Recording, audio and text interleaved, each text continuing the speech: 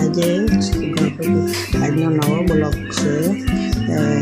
આજે છેલ્લો દિવસ છે ગણપતિ બાપાના. 9 દિવસ પૂરા થયા, 10 દિવસ છે. કાલે 11મો દિવસ છે. કાલે ઉઠવાના છે અમે 11 દિવસ બેસાડવાના છે. આજે પાછા લાડુ બનાવવાના છે.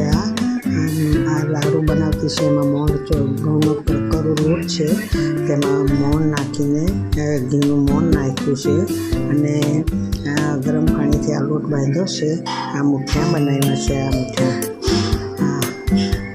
મુઠિયા બનાવ્યા છે. આ મુઠિયા બનાવી દીધા છે. હવે એમાં એવી રીતે શેડ પાડીને શેડ પાડવાના, એટલે ચડી સારી રીતે જાય. આવી રીતે શેડ પાડીને એને તળવાનું છે. પછી એને મિક્સર મશીનમાં વાટીને પછી લાડુ બનાવવાના છે. કાજુ બદામ બધું નાખીને અને એને બરાબર લોટ કઠણ ગરમ પાણીથી બાંધીને બાંધ્યો છે. આખો બરાબર બાંધ્યો છે ને લાડુ બનાવવાના છે આજે. ચાલો પછી આ મુઠિયા તરાઈ ગયા છે. હવે એને ટુકડા કરી ઠંડા પાડી પછી મિક્સર મશીનમાં એને એ કરવાનો છે. આ બરાબર સૂનીને પછી લાડુ બનાવવાના છે.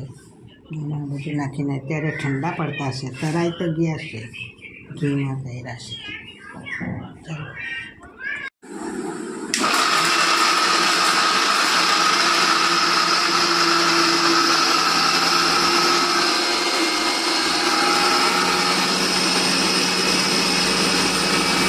મારી મમ્મી લાડુ બનાવવાની તૈયારી થઈ રહી છે ગણપતિ બાપાના. આજે છેલ્લો દિવસ ગણાય એટલે આ લાડુ બનાવે છે મિક્સર મશીનમાં.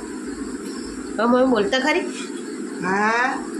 હવે લાડુને હવે બનાવવા માંડે છે. હવે મિક્સર મશીનમાં આ બધો માવો તૈયાર થઈ ગયો છે. પછી હું એના લાડુ બનાવું છું. અત્યારે હું એના એ કરતી છું મિક્સર મશીનમાં. લાડુ બનાવ્યા છે આ ગણપતિ બાપાના. આ બધાને વેચવા માટેના શેર આપવા પડે ને, બધાને ચખાડવા પડે એટલે બનાવતી જ છે લાડુ. ગણપતિ બાપાના 5 બની ગયા. કાજુ બદામ ચારું બધું નાખીને બનાવ્યા છે. આવજો, તમે પણ પ્રસાદ ખાવા માટે આવજો. બાય. સક્સેસ કરજો, લાઈક કરજો, શેર કરજો. Good night.